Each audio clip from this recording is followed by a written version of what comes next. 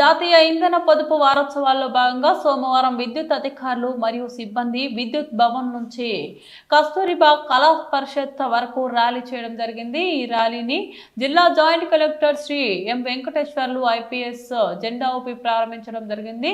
ఈ సందర్భంగా joint collector మాట్లాడుతూ విద్యుత్ వినియోగంపై అభివృద్ధి ఆధారపడి ఉంటుందని, విద్యుత్ను వృధా చేయకుండా పొదుపుగా వాడి భావితరాలకు అందించాల్సిన బాధ్యత మనందరిపై ఉందని తెలిపారు. మానవ జీవితంలో విద్యుత్ నిత్యావసర వస్తువుగా ఉందన్నారు.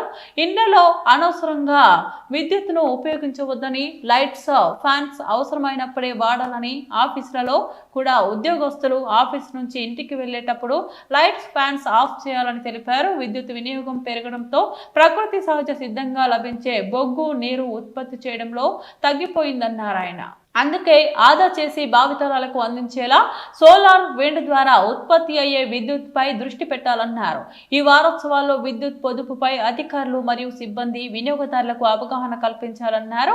విద్యుత్ అవసరాలను దృష్టిలో పెట్టుకొని ఇంధన పొదుపు చర్యలు ఆవశ్యకతను ప్రతిరోజు వివిధ రూపాల్లో అవగాహన కార్యక్రమాలు విద్యుత్ సిబ్బంది కల్పించాలన్నారు.